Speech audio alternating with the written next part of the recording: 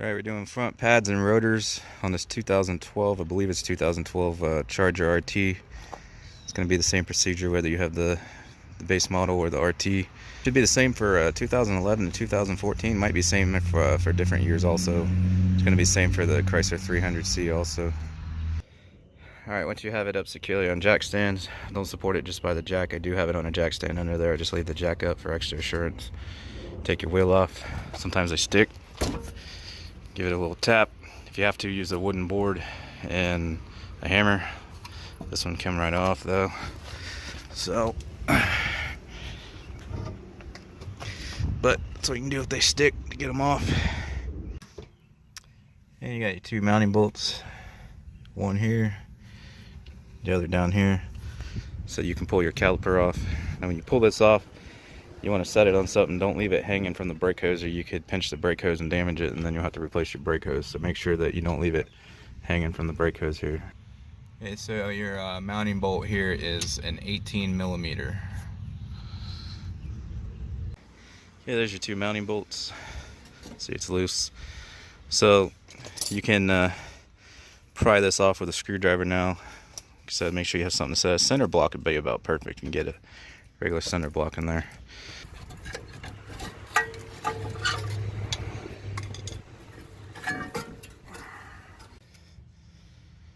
Okay, so whether you're doing pads or rotors, take note of the way that the pads go in before you remove them, so you know how your new ones go in. So just push out. You may have to tap. Let's get these little pins on it. I'm gonna have to pry back to get it out. Tab that goes completely over it, I gotta bend back. So to make clearance for the new pads, because they're gonna be a lot thicker, you're gonna have to push these pistons in here. The base model, I believe, is a single piston. This one has dual pistons. I'm not sure if they go in unison or if they'll go in one at a time, but we're about to find out. I'm gonna take the cap off of the brake fluid reservoir, so that when you press the caliper pistons in, there's no pressure to keep the fluid from coming up, because you're going to be pushing them in, and take the cap off to release the pressure. So you want to use the old pad to push these in, especially since there's two. It'll push them in unison. The only problem is that because there's literally no pad left on this, it has pushed it all the way out past these retaining clips. So I'm going to have to be careful. See, it won't even go in the retaining clips because it's pushed so far out. So when I push it in, I'm gonna have to make sure it goes into these retaining clips without messing them up. Unless your kit comes with new hardware, then it doesn't really matter. Okay, so because this is here, I can't get that in the center to do them both in unison. So I'm kind of gonna have to just go back and forth. This is how you want your C-clamp set up, so you can push the piston back in. But I think I'm gonna have to go back and forth, because with that being in the way, I'm only on the top here, and I don't know if it's gonna work. I'll actually try that first, but if it doesn't and it keeps popping off, or if it tries to pivot this because it's clear at the top, I'm just gonna have to go back and forth on the pistons. Okay, that's both our pistons all the way down, so now we're ready to install the new pads. Alright, so here's the new pads. That's your squealer right there. Some pad sets will only have one pad for each side that has the squealer. Mine has them on all of them, but if you only have one pad per side, as in you got two with squealers and two without, then you want to make sure you put one on each side, and generally they'll go on the inside, on the back side of the rotor, because with the pistons being on the back, usually the inside of the rotor wears out first, or the pads, as is the case here. See, the outside looks good, inside pad dead, and that's because all the pushing forces here. So with the back one wearing out first, usually that's why you want the squealer, which will tell you when the pad's getting low on the back side. So there's our new rotor. We're upgrading to drilled and slotted rotors. If they're slotted, your slots will face the back of the car like that.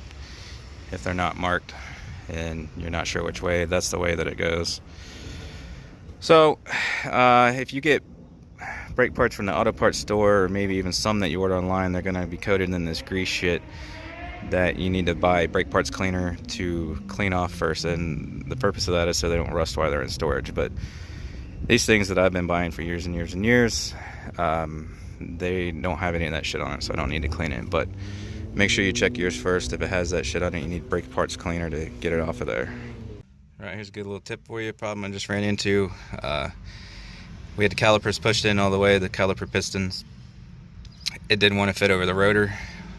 I needed like another 2 millimeters. With the new pad on, I carefully used the C-clamp again, and the pistons went in another few millimeters, but then as soon as I relieved the pressure from the C-clamp, they came back out. So then I still couldn't get these pads quite over the rotors. So what you want to do, the edges of them are tapered. See how they go in? So you'll have to take it and pivot at an angle. I use the bottom where these are tapered. Then you can get it to slide onto the rotor, and then you just use force to push it on, and it'll that last few millimeters that these pistons keep trying to come out on their own, it'll just force them back in as you shove it over. But you're gonna have to, if you're having clearance issues, just use the tapered ends of the pads and slide that over the rotor first, and then you can put it over. That's what I just had to do because I didn't have clearance. Okay, so we got a caliper back on. The mounting bolts, they are 70 foot-pounds of torque. If you want a torque number, if you happen to mess with the guide pin bolts, they are 44 foot-pounds of torque. Okay, when you put the wheel back on, it's important that you torque it in the proper step, because this is actually how you get warped rotor symptom. You want to follow a torque sequence. You want to torque these in a crisscross pattern, never one next to the other, so you can go like this, like a star pattern, like this. So these you torqued about 100 foot-pounds on this car, 100 foot-pounds of torque. Crisscross pattern, you want to go in 3 sets, like 30, 60, 90, and then 100. I know that's 4 or whatever, something like that.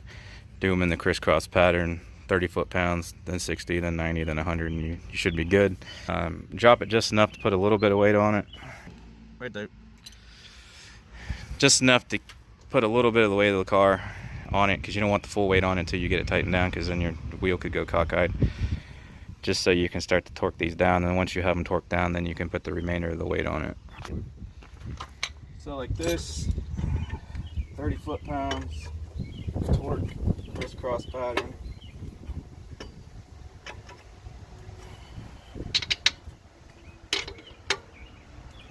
Then follow the same pattern, 60 foot-pounds of torque.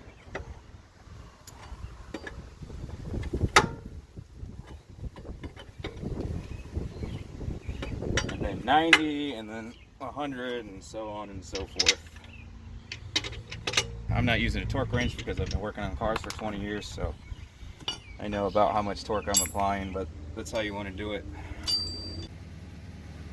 Okay, once you have your cap back on, last thing you want to do here,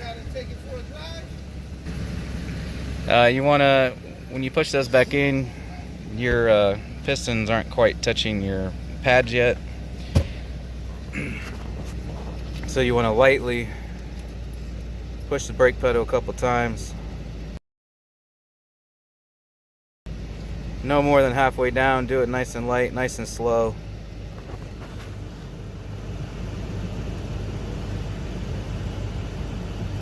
Till it firms back up to normal.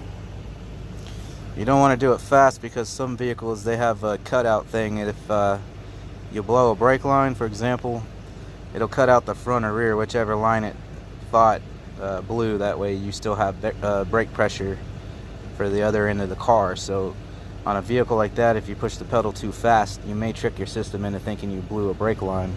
So that's why you want to do it nice and slow until it firms up. So once it feels like normal again, you should be good to go.